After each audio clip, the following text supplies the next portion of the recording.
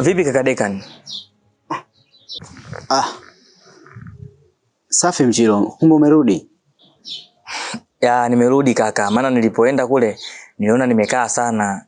Najua sasa hivi ndugu yangu utakuwa una njaa, maana ndo mida hii ya kupata chochote kitu. Usijali mdogo wangu. Wewe kwa sababu umerudi, wewe pika tu tutakula muda wote, wala usiwaze kuhusu hilo. Basi sawa blaza. Ila niliongea na blaza mkubwa leo asubuhi. Aliniambia anakaribia kurudi nchini. Kwa hiyo naamini kuhusu hilo tatizo lako tutalipatia tiba.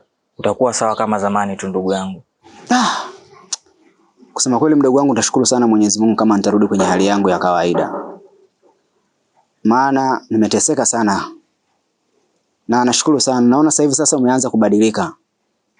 Na mimi mwenyewe napendelea sana kukuona ukiwa hivyo ambavyo ulikuwa mwanzo. Sio vile ambavyo roho yako ilivyokuwa imeanza kubadilika na kuwa mtu mwenye roho mbaya. Kitu ambacho hata sio kizuri yani. Unajua?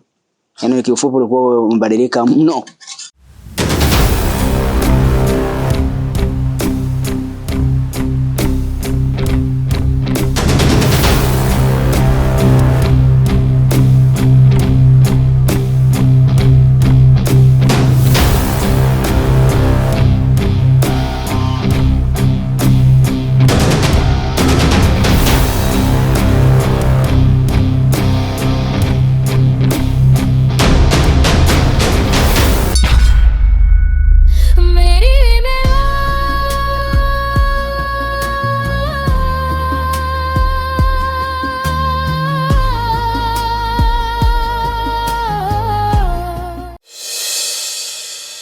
Sikupaswa kuwa hapa.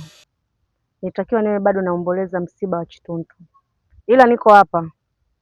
Nahitaji kupata taarifa kifo cha Anaya na nikupe kazi.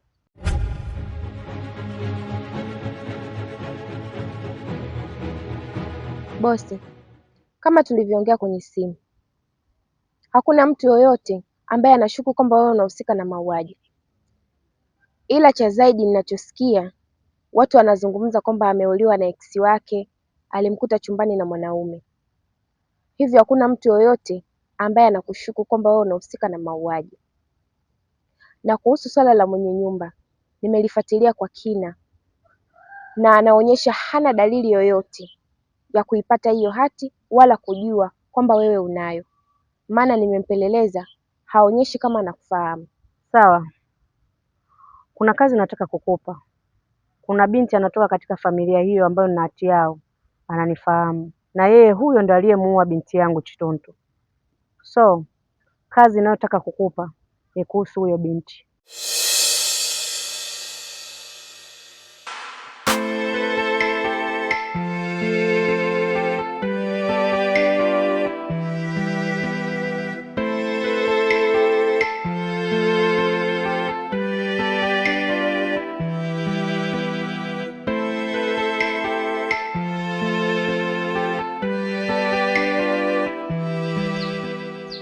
Mdogo wangu Rebeka, nimekumbuka.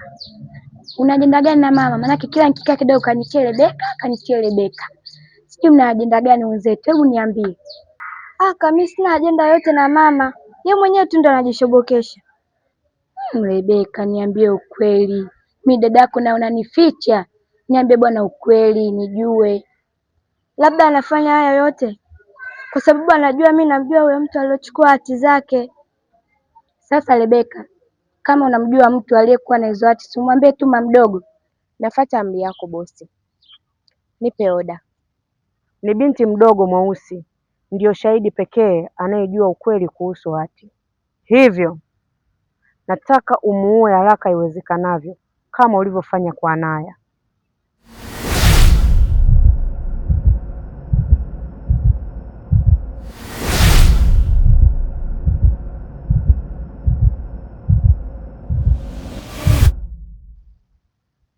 Huyo binti unayemzungumzia anaitwa Rebeka. Ana umri wa miaka 12. Anasoma kidato cha kwanza, shule sekondari Misitu. Anapendelea sana kula chips na maziwa. Kazi yako imeisha bosi wangu. Nipe masaa 24 na kuahidi nitakuletea maiti yake. Sawa. Kazi njema.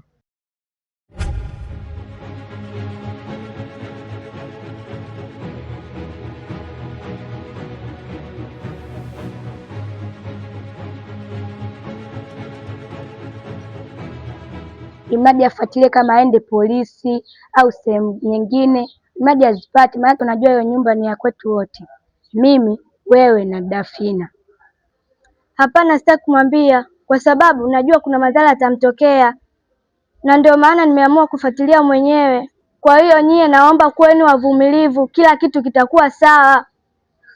Sasa Rebeka, na wewe umri wako huu, kwa hiyo unaweza kufuatilia hizo watu kweli? Wewe huoni kama unafanya masiala? Bwana, tuendelee kucheza.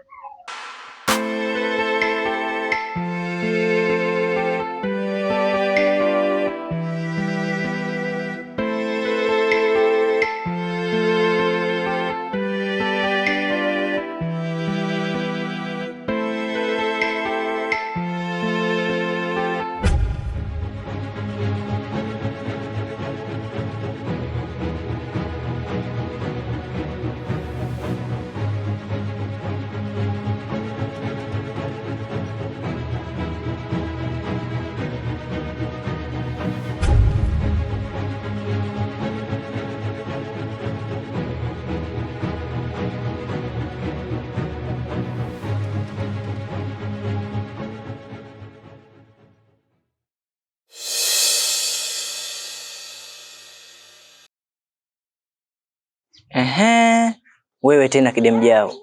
Unachungulia nini? Unatafuta bwana au? Afu mimi sio kidemjao. Na hapa nimekaa kuna mtu ananisubiri. Eti mimi sio kidemjao, hapa kuna mtu anamsubiri. Wewe nani unamsubiria zaidi ya mabwana zako? Yaani mtoto wa juzi tu umekuja Dar es Salaam lakini umekuwa kiguna njia binti.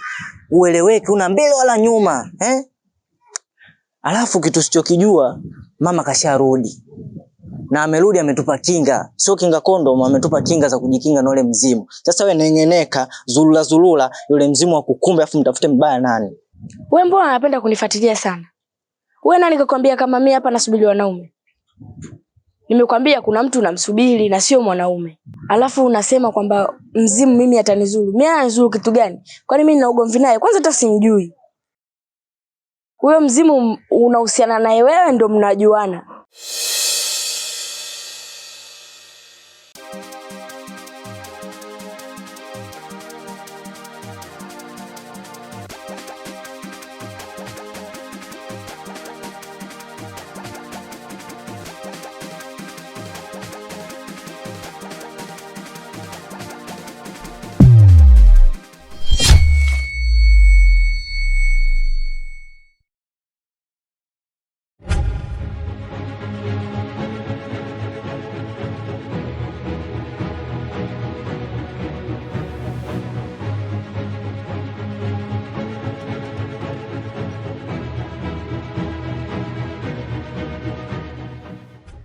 Vipi? Mimi niko sawa kweli?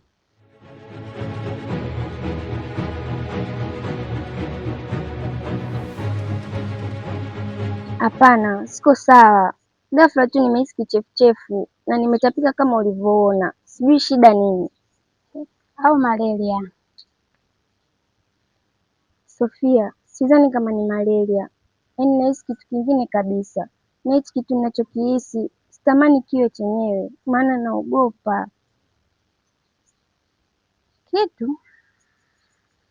Kitu gani? Sofia, hizi dalili ninazoziona kabisa ni za ujauzito, na kama ni ujauzito nitamweleza nini mama yangu na ataiweka wapi sura yake kwa jamii? Maana niliingiliwa kimwili na mtu nisiyemjua na aliniingilia katika siku za hatari.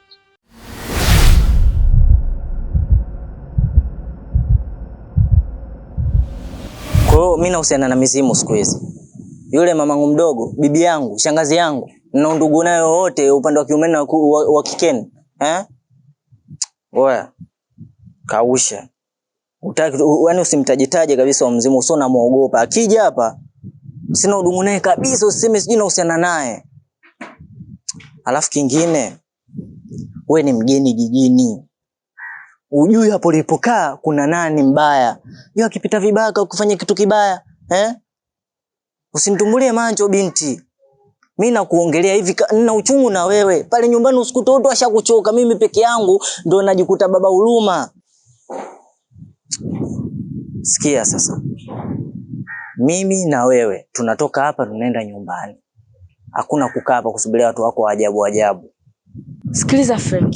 Yaani kuna mtu wa muhimu natakiwa nionane naye. Nikionana naye tu tukimaliza kuongea mimi nakuja, wewe tangulia. Maana kaingia kwenye lile geti. Akitoka tukimaliza kuongea tu mimi nakuja. Oya binti, mimi na wewe hapa. Sasa hivi ninavyoongea, naongea kama kaka wa familia. Tunatoka hapa, tunaenda nyumbani kwa 1000 kubwa. Sawa, twende.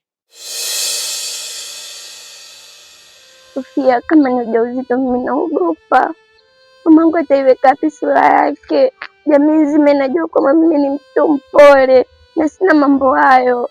Kwani Mungu alifanyia vitu kama hivi? Nimekosea wapi? Nimekosea nini binadamu mimi Sofia? Mimi ni msichana mwema tu ambaye sina baya na mtu. Kwa nini unifanyie kama hivi? Nimekosea nini mpaka kunipa ujauzito ambao sijui babake ni nani? Sofia, mimi naogopa. Sofia, nisaidie rafiki yangu. Kama itakuwa ni ujauzito mimi nitafanya nini? Nitaipeleka wapi? Na nitamweleza nini mamangu akanielewa? Niambie basi rafiki yangu, nifanye nini?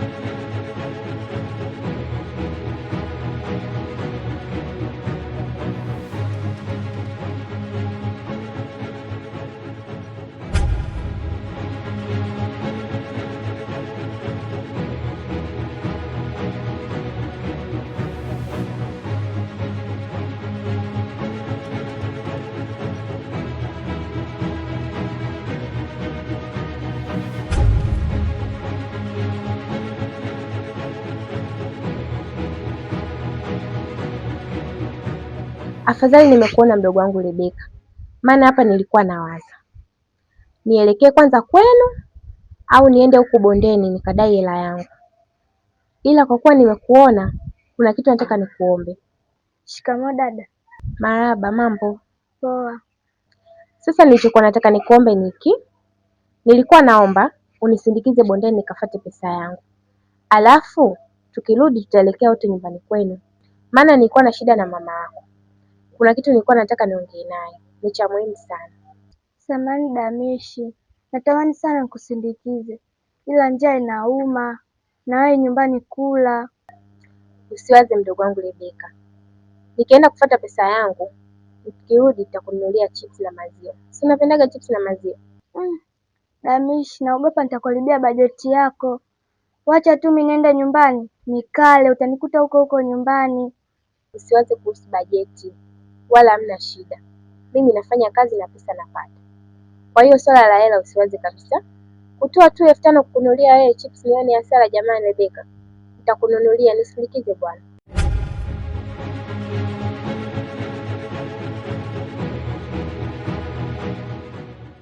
Sawa, twende.